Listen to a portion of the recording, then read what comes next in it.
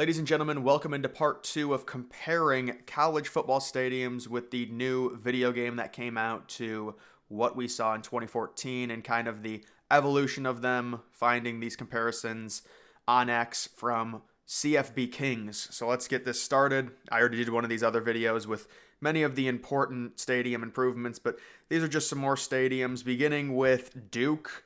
So Duke did remove their track, but it's still pretty, really barren behind that end zone. There's no seating, which is very rare for any Power 4 team.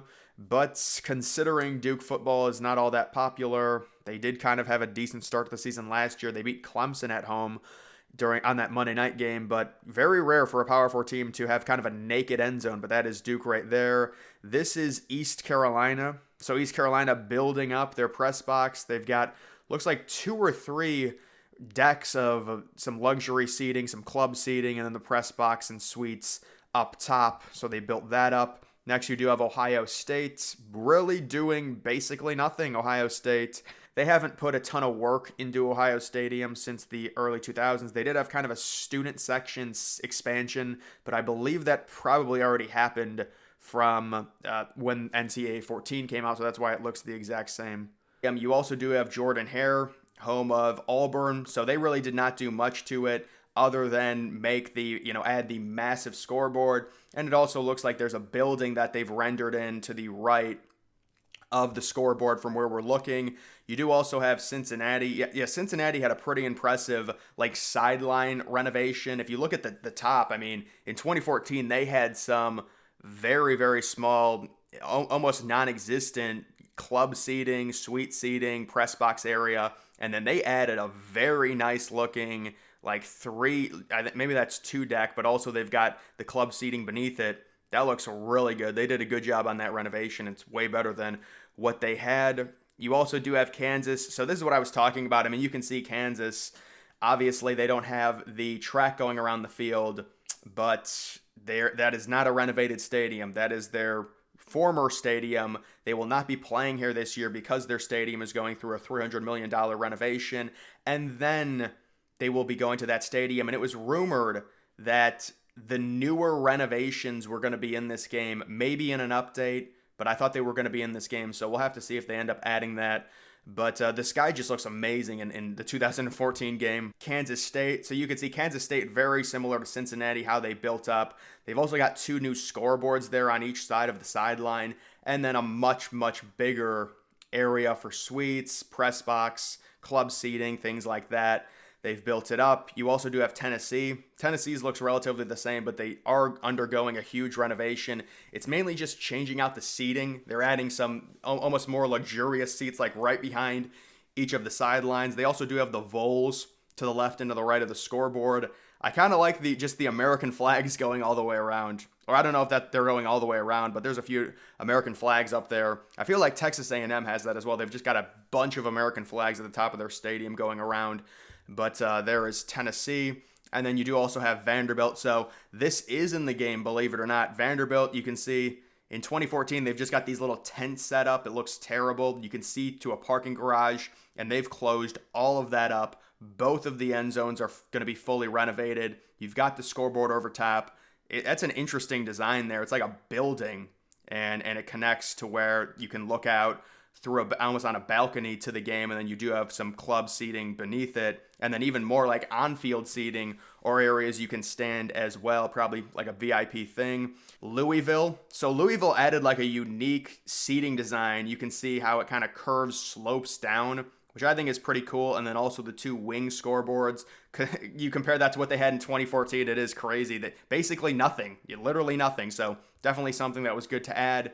You also do have LSU. I didn't even know LSU added that much. So they really built up Tiger Stadium and enclosed it fully with a nice club level there and almost multiple smaller sections of seats along with 2 scoreboards on each side.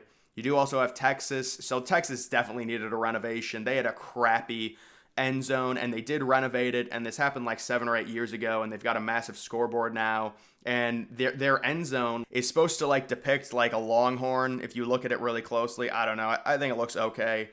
This is Mississippi State. It is funny behind Mississippi State. It kind of looks like a tropical jungle It's just because the graphics are bad. That's just supposed to be like a forest area.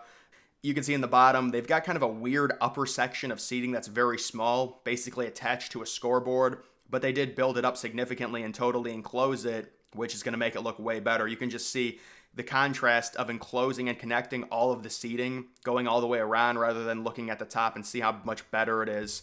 This is Clemson, so I'm a little surprised that they didn't try and build up. Like, obviously, you have to keep the hill for the players to run out because it's a tradition, but maybe they would build up behind that and then put the scoreboard on top. The thing with Tiger Stadium, they've got a ton of upper deck seating, so if they did build up back there, the capacity would be so high. And Clemson, South Carolina is not a big place anyways, so they were sometimes struggling to sell out the upper deck even when Clemson had their dynasty going. This is Syracuse. It's pretty funny. They renovated the roof, completely changed it, and it kind of looks better up top. It looks like more natural light, but I don't think it's like that in real life. It just, the 2014 game was a little bit more vibrant, or maybe it's just the settings they're using, but there was basically no renovation to the I think it's the JMA Wireless Dome now. I did hear they were going to replace all the bleachers with actual seats.